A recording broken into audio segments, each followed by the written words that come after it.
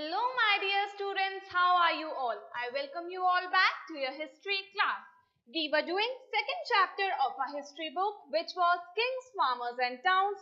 उसी को आज हम further continue करने वाले हैं और आज इसका हम कौन सा पार्ट करेंगे? Part 2. So let's get started without any further delay. जो आज का हमारा first topic होने वाला है वो हम पढ़ेंगे मॉडर्न एम्पायर के बारे में, यानी कि हम देखेंगे कि जो अर्ली एम्पायर था यानी कि जो मॉडर्न एम्पायर था वो कैसा था और उसमें क्या क्या आता है. The growth of Magध culminated the emergence of modern empire. हमने देखा कि मगध एक स्टेट हुआ करती थी और जैसे जैसे मगध बना उसके बाद क्या आया? Modern empire. Chandragupta Maurya who founded the modern empire in 321 BCE, यानी कि इसकी फाउंडेशन किसने करी थी? चंद्रगुप्त मौर्य ने. किस टाइम पीरियड में? 321 BCE. BCE की full form before the common era. Extended control as far north west as Afghanistan. अब ये मौर्यन एम्पायर कहाँ तक फैला हुआ था? ये कहाँ तक फैला हुआ था? नॉर्थ वेस्ट में अफगानिस्तान और बलूचिस्तान. और जो उनके ग्रैंडसन आए फिर चंद्रगुप्त मौर्य के, जो कौन थे? अशोका. उन्होंने किसको कॉन्कर किया? कलिंगा को, जो अब कहाँ पड़ता है? उड़ीसा में. Historians have used a variety of sources to reconstruct the history of modern empire. अब जो हमारे historians हैं उन्होंने मॉडर्न एम्पायर को जानने के लिए कि इसमें क्या क्या आता था, कौन कौन सी चीजें मॉडर्न एम्पायर में आई, तो और कौन कौन से एरियाज मॉडर्न एम्पायर के अंडर आते थे, तो बहुत सारे सोर्सेज का हमारे हिस्टोरियंस ने यूज किया है. उसमें कौन कौन सी चीजें आती है? जैसे कि archaeological finds, specially sculpture. Sculpture क्या होते हैं? स्टैचूज. यानी कि स्टैचूज की मदद से बहुत ज्यादा जानने की कोशिश करी गई है कि मॉडर्न एम्पायर उस टाइम पर कैसा हुआ करता था. Another source that is often used is the अर्थशास्त्र. अब जो दूसरी सोर्स यूज करी जाती है हिस्ट्री को जानने के लिए वो क्या है? अर्थशास्त्र. Parts of which were composed bye Kautilya और चाणक्य. ऐसा माना जाता है कि अर्थशास्त्र के कुछ पार्ट्स कौटिल्य और चाणक्य में से किसी ने कंपोज किए होंगे. Traditionally believe to be the ministers of Chandragupta. और कौटिल्य और चाणक्य कौन थे? चंद्रगुप्त के कोर्ट में मिनिस्टर्स हुआ करते थे. Besides, the Mauryas are mentioned in later Buddhist, Jain and Puranic literature. उसके अलावा जो मौर्यस हैं उनका डिस्क्रिप्शन कहाँ पे हुआ हुआ है? बुद्धिस्ट टेक्स्ट, जैन टेक्स्ट और पुरानिक टेक्स्ट में भी और उनके लिटरेचर्स में भी और कुछ संस्कृत लिटरेचर्स में भी इन लोगों का मेंशन हुआ हुआ है. The inscriptions of Ashoka on rocks and pillars are often regarded as amongst the most valuable sources. उसके अलावा जो हमें किंग अशोका के बारे में पता लगता है वो कहाँ से पता लगता है? पिलर्स से और रॉक से, जिन पे उनके बारे में कुछ ना कुछ स्क्रिबलिंग की गई है और उनको बहुत ज्यादा वैल्यूएबल सोर्सेज माना जाता है किंग अशोका के बारे में जानने के लिए. अब अगर हम बात करें कि ये जो इतना वास्ट एम्पायर था, इतना बड़ा मॉडर्न एम्पायर था, इसका एडमिनिस्ट्रेशन कैसे होता होगा? इतने बड़े एम्पायर को चलाने के लिए बहुत सारे रिसोर्सेज की जरूरत पड़ती होगी. वहां के लोगों का ध्यान रखने के लिए बहुत ज्यादा रिसोर्सेज की जरूरत पड़ती होगी. तो वो ये सारी चीजें कैसे हैंडल करते थे वहां के किंग्स? तो यानी कि इतने बड़े एम्पायर का एडमिनिस्ट्रेशन कैसे होता था, तो वही अब हम इसमें जानेंगे. There were 5 major political centers in the empire. यानी कि 5 major centers थे एम्पायर में. कौन कौन से? जो उसकी कैपिटल थी वो थी Pataliputra. And the provincial centres, और जो बाकी सेंटर्स थे वो थे Takshashila, Ujjaini, Tosali and Suvarnagiri. All mention in the Ashokan inscription. और इन सभी जो स्टेट्स है इनका मेंशन कहाँ पे है? अशोकन इंस्क्रिप्शंस में हुआ हुआ है. Could this vast empire have had a uniform administrative system? अब आपके सामने क्वेश्चन आता है कि ये जो इतना बड़ा एम्पायर है इसका एक जैसा यूनिफॉर्म यानी कि एक ही तरीके का एडमिनिस्ट्रेटिव सिस्टम क्या हो सकता था? तो अब हम देखेंगे कि हो सकता था या नहीं. The regions included within the empire were just too diverse. अब हमने देखा कि जो पूरा रीजन था वो बहुत ज्यादा डाइवर्स था. अब अगर हम इंडिया का ही एग्जांपल ले लें, यहाँ पे कितनी ज्यादा डाइवर्सिटी है, अलग अलग तरीके के लोग यहाँ पे रहते हैं. ऐसे ही सिमिलरली उस टाइम पे भी बहुत ज्यादा डाइवर्सिटी एग्जिस्ट करती थी. तो इन अलग अलग तरीके के लोगों को, अलग अलग कल्चरल बैकग्राउंड से आने वाले लोगों को एक डोमेन के अंदर रखना बहुत ज्यादा मुश्किल होता होगा. It is likely that administrative control was strongest in areas around the capital and provincial centers. तो ऐसा हमारे जो historians हैं वो मानते हैं कि जो सेंट्रल जो स्टेट थी, जो कैपिटल थी, यानी कि वहां पे एडमिनिस्ट्रेटिव सिस्टम बहुत स्ट्रांग रहा होगा. उसके अलावा जो सेंटर था उसके आसपास जितनी भी प्रोविंशियल स्टेट्स आती थी उनमें भी एडमिनिस्ट्रेटिव सिस्टम बहुत स्ट्रांग रहा होगा. These centers were carefully chosen, यानी कि ये जो सेंटर्स हैं बहुत ध्यान से चूज किए जाते थे. जो दो सेंटर्स हैं तक्षशिला और Ujjaini, being situated on important long distance trade routes, यानी कि जो उज्जैनी और तक्षशिला थे वो कहाँ पे सिचुएटेड थे, उन एरियाज में जहाँ से लॉन्ग डिस्टेंस ट्रेड रूट किया जा सकता था, यानी कि दूर के एरियाज में भी ट्रेड किया जा सकता था. उसके अलावा जो सुवर्णगिरी है, सुवर्णगिरी का क्या मतलब है, द गोल्डन माउंटेन. ये दो वर्ड से बना है. स्वर्ण मीन्स गोल्ड और गिरी किसको हम बोलते हैं हिंदी में, माउंटेन को. तो ये दो वर्ड से मिला है जिसका लिटरल मीनिंग है the golden mountain was possibly important for tapping the gold mines, यानी कि सुवर्णगिरी उस टाइम पे बहुत इंपॉर्टेंट था गोल्ड माइंस के लिए. कहाँ, तब ये कहाँ पड़ता था, कर्नाटका में. अब बात करें कम्युनिकेशन. अब हमने देखा कि ये इतना बड़ा एम्पायर है तो ऑब्वियसली अब हमारे सामने कम्युनिकेशन का क्वेश्चन अराइज होता है कि इतने बड़े एम्पायर को चलाने के लिए लोग आपस में कम्युनिकेट कैसे करते होंगे. Communication along both lands and riverine routes, यानी कि लैंड और रिवर के थ्रू, रिवर रूट्स के थ्रू जो कम्युनिकेशन होता था वो बहुत ज्यादा इंपॉर्टेंट था, वाइटल था, ताकि जो एम्पायर है वो एग्जिस्ट कर सके, चल सके. It was obvious that the army was an important means for ensuring protection. उसके अलावा अब बात आती है वहां की आर्मी की, जो कि बहुत ज्यादा इंपॉर्टेंट थी किसके लिए, लोगों की प्रोटेक्शन के लिए और एम्पायर की प्रोटेक्शन के लिए. Megasthenes mentions a committee with 6 subcommittees. अब जो मेगास्थनीज हैं, अगर वो आर्मी की बात करें तो उन्होंने आर्मी को क्या कहा है कि आर्मी एक कमिटी थी जिसके अंदर 6 सब कमिटीज आती थी जो कि सारी मिलिट्री एक्टिविटी को कोऑर्डिनेट करते थे. One looked after the navy. अब उनमें से ये जो कमिटीज थी वो उनका क्या रोल था, एक जो थी वो नेवी के बारे में देखती थी, यानी कि नेवी से रिलेटेड जो सी रूट था उससे रिलेटेड सारी एक्टिविटी देखती थी. दूसरी क्या मैनेज करती थी, ट्रांसपोर्ट और प्रोविजंस को. और जो थर्ड थी वो किसको मैनेज करती थी, फुट सोल्जर्स को. फुट सोल्जर्स मतलब जो पैदल लड़ाइयां करते थे सोल्जर्स, उनको. और जो फोर्थ थी वो किसको देखती थी, हॉर्सेस को. फिफ्थ देखती थी चैरियट्स. चैरियट्स यानी कि रथ. उस टाइम पे जो रथ होते थे जिन पे लड़ाई करी जाती थी उनको देखती थी. And the sixth manage the elephants. The activities of the second subcommittee were rather varied, arranging for bullock cart. अब जो second subcommittee थी उसके क्या क्या रोल थे, जैसे कि बुलक कार्ट्स को अरेंज करना जो कि एक जगह से दूसरी जगह में सामान पहुंचाने के लिए यूज किए जाते थे. बुलक कार्ट यानी कि बैलगाड़ी. Procuring food for soldiers. उसके अलावा उनका और क्या रोल था कि जितने भी सोल्जर्स थे उनके लिए खाना पीना अरेंज करना ताकि वो सस्टेन कर सके. उसके अलावा फॉडर फॉर एनिमल्स, यानी कि जो एनिमल्स थे उनके लिए फॉडर यानी कि चारा अरेंज करना. And recruiting servants and artisans. उसके अलावा और क्या रोल था, सर्वेंट्स और आर्टिशियंस को रिक्रूट यानी कि एम्प्लॉय करना जो कि सोल्जर्स की देखभाल कर सकें. अब बात करते हैं कि मॉडर्न एम्पायर इतना इंपॉर्टेंट क्यों था या फिर कितना इंपॉर्टेंस उस टाइम पे मॉडर्न एम्पायर रखता था.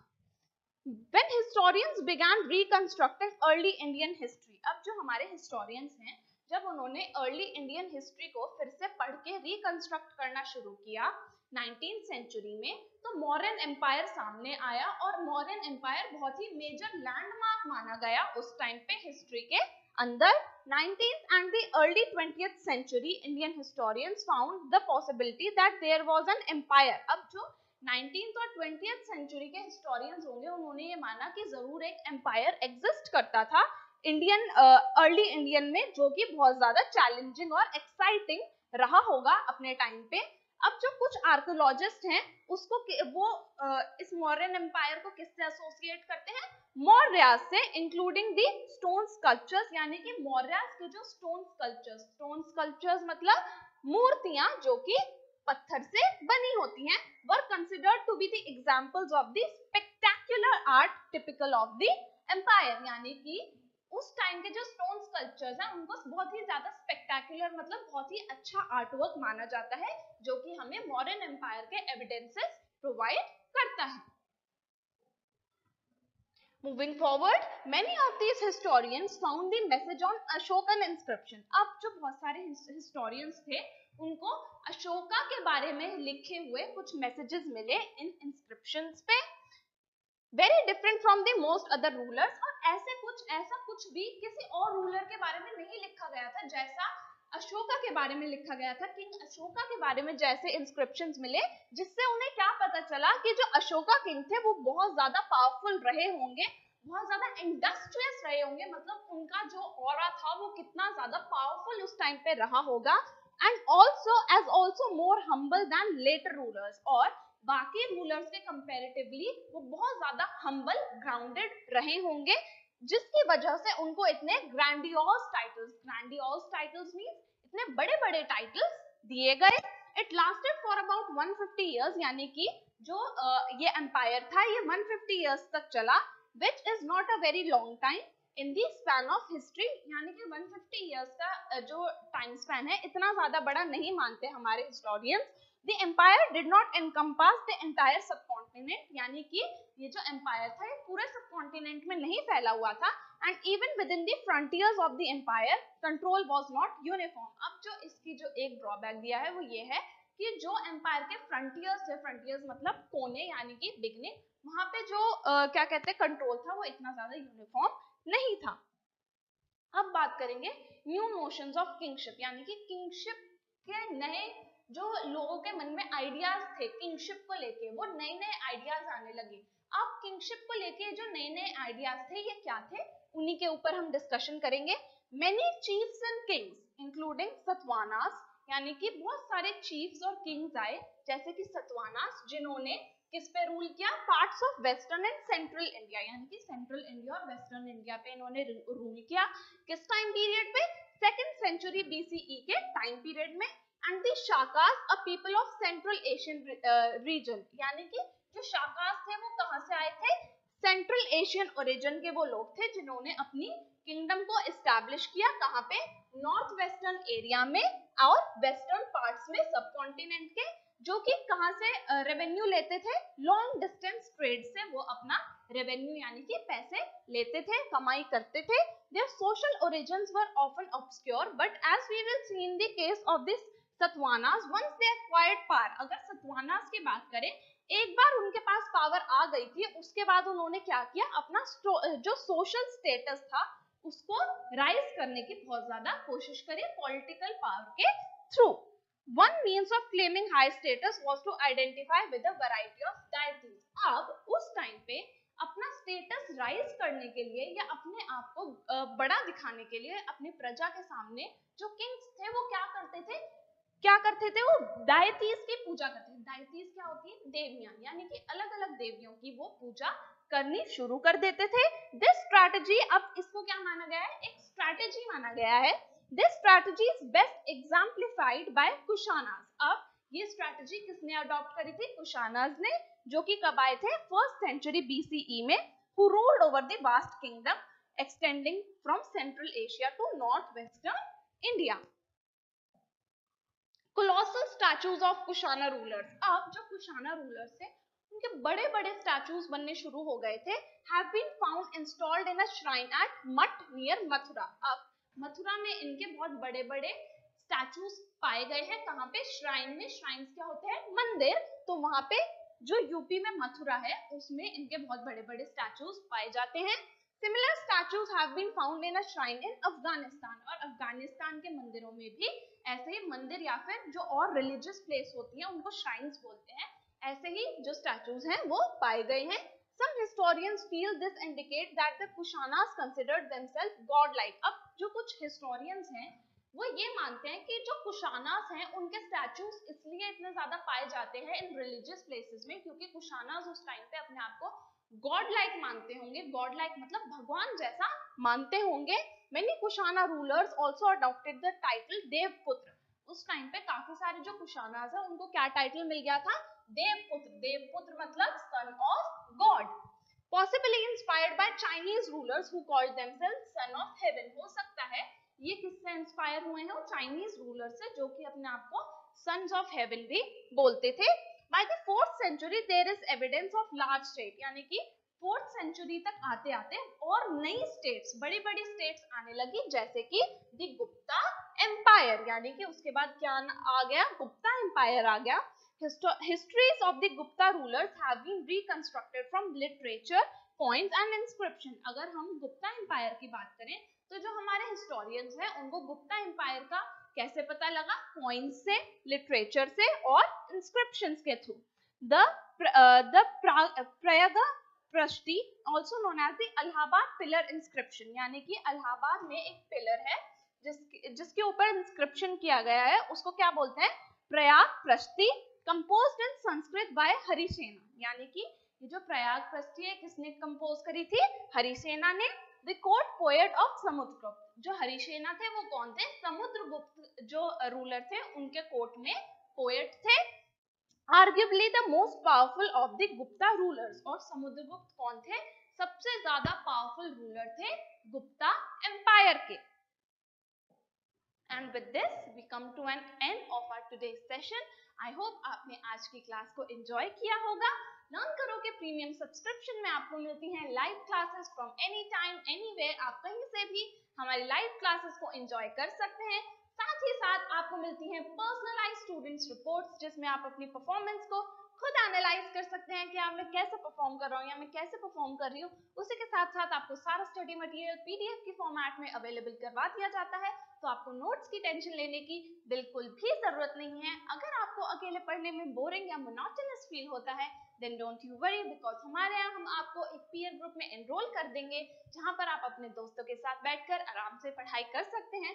साथ ही साथ हम आपको देते हैं लाइव टेस्ट, क्विजेस और असाइनमेंट्स, जिनके थ्रू आप अपनी परफॉर्मेंस को सेल्फ एनालाइज कर सकते हैं कि मैं कैसा परफॉर्म कर रहा हूँ या कैसा परफॉर्म कर रही हूँ. हिस्ट्री के आंसर्स कैसे देने हैं, आंसर्स को लेंथ कैसे देनी है, कितने मार्क्स के क्वेश्चन में कितना लेंथी आंसर है, कितना शॉर्ट आंसर लिख के आना है, इसी तरीके की आपकी सारी क्वेरीज सॉल्व हो जाएंगी इसी प्लेटफॉर्म पर मेरे साथ. हमारा जो ऑफिशियल ऐप है लर्न करो द लाइव लर्निंग ऐप, उसको डाउनलोड कीजिए, हमें टेलीग्राम पर भी ज्वाइन कीजिए. इसी के साथ जो हमारा पार्ट 2 था वो यहीं पे खत्म होता है. अब मैं आपसे मिलूंगी इसके नेक्स्ट पार्ट में, जिसमें हम पढ़ेंगे चेंजिंग कंट्री साइड के बारे में. Till then take care, bye bye.